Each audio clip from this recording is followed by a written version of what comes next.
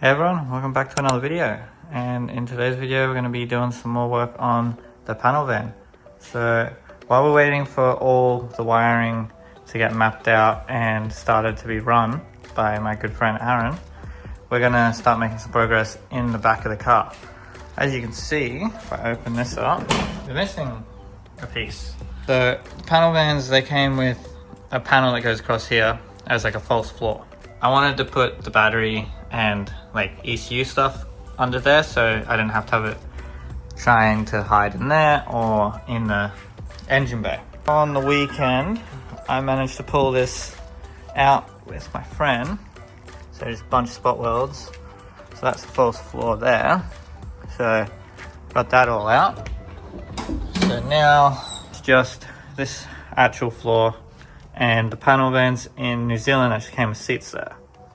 I'm going to put a panel back in there just so I can clean it all up and make some mounts for the battery and all that. But been making a little bit of progress off camera, but we're back to filming it all. The other thing I did just while I was there, I was cleaning this all up, and I pulled the headliner out of the car and I got all this foam stuff off, which sucked. I haven't actually finished doing it to this car yet. So all that stuff I got off. We're going to be doing some more stuff, making sure it's all ready to be painted. These panels here, they're notorious for rusting through the seams. Like here, as you can see, there's no seam sealer in there. I'm gonna start by pulling these panels out because I gotta redo the seam sealers anyway, because it's all cracking.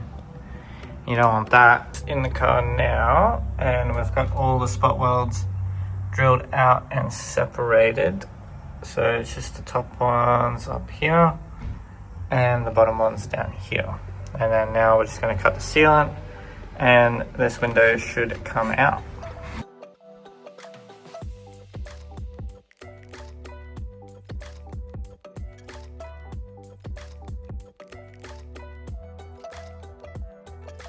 Window is out. I had no idea how to do this, but we just kind of sent it and it worked. And I'm glad we took it out because you can see here there's a little bit of surface rust forming, nothing alarming or anything, but it means we can reseal all of that and reseal everything up there nicely. We're going to take that one and the other two out in a second. Now that all the spot welds are drilled, I just get my razor blade and I basically just run it down the seam, just cutting all the sealant out. And usually you go this one, that one, and that one. The top one, you just give one slice, you just fold the panel up. So pretty straightforward, just a fuck ton of sealant. As you can see, that's me just started with like 2 or 3 pulls. This was from one of the windows over here, so a lot of sealant. But at the end of it, it'll look like that.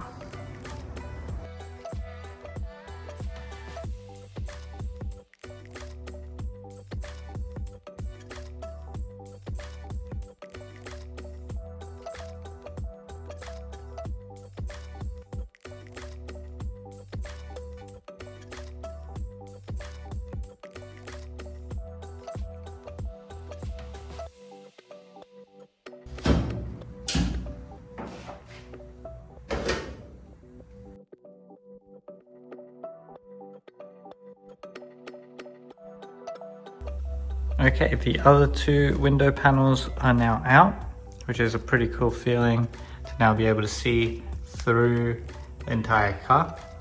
It feels like a completely different car since these panels have been in here for 4 years now, 4 or 5 years of me owning the car, and another 40 on that. So the next step before Aaron comes over tomorrow to do the wiring is swapping those pedals over. As you saw in the start of the video, there's another pedal box here.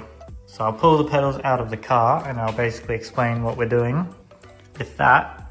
And then it should be ready to go get some wiring done. So we have 2 pedals here. So this car was a factory A71. So that meant it had the 4AC in it. which has a hydraulic clutch, the same as the 8.6s and all that. So same clutch is what's on a normal 4H. The only thing is I was building the drift car when I pulled this car apart. So I did end up using the pedals from this car to go into the drift car. So on the drift car, that's a K70, so it's got the cable clutch.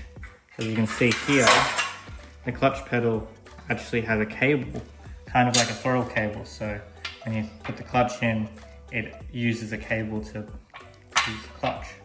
Where on a 4H car, you need to convert it to a normal clutch master and slave style car. So this is A71 pedal box. So I've been trying to find another one of these for a little bit now, but I finally got another one. And this one's actually in a lot better condition than the one that came out of this car. So we're gonna put this one in, and I've got the pedals over there, but we'll put this in so we can actually use our clutch master and brake master all in the one pedal box.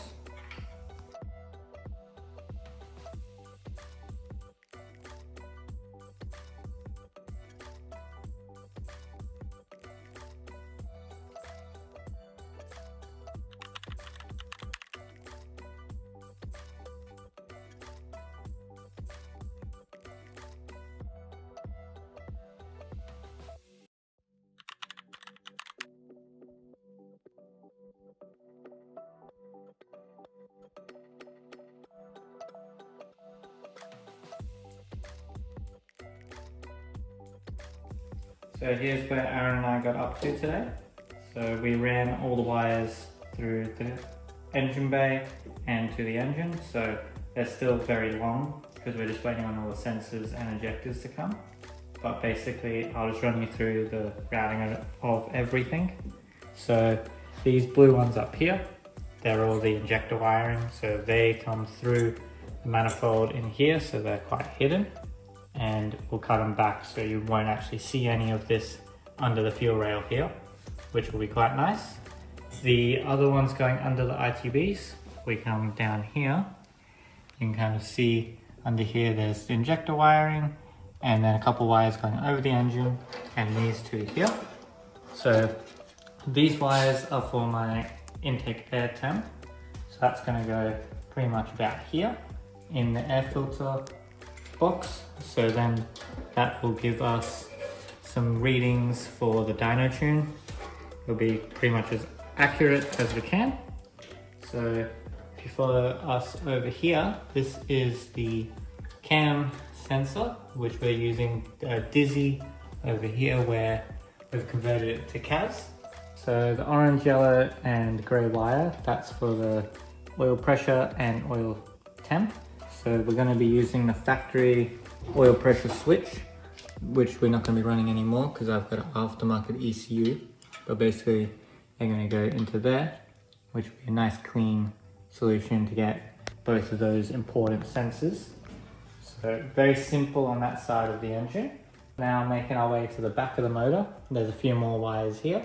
So we've got TPS on that side of the engine at the back of the ITBs, and in the middle is the coolant temp, which is going to be on the back, and then we're running down to the starter. These wires will be going there, and the last two are going to go down the gearbox to get reverse lights. So all of that's going to pretty much sit on top of the gearbox, and you won't really be able to see it unless you've really got your head in there with the bonnet up. So it's going to be a little bit of a tucked bay, but nothing too serious. So I'll get all these sensors ordered, and hopefully in 2 weeks time it'll be all the sensors on there, and we'll be cutting them to length. So if we go into the cabin, so that's the factory hole the balloon goes through, then it'll run over the steering shaft, and then this plug is going to plug in right here into the ECU. So now that I've shown you where this is going to be plugged in, this one is for the CAN hub. So that will go to the dash and also the ECU to connect those two. And then we'll have one of these wires running down here with these ones to then connect to that piece that Aaron's going to be making that holds our PDM, our other CAN hub and the Y band. and it will make sure everything communicates together. So if you did enjoy this video, please leave a comment what you want to see in the next video. And if you want to stay up to date on the drift car and basically anything minor happening that's not really in the YouTube videos, follow me on Instagram. It's jaxa71.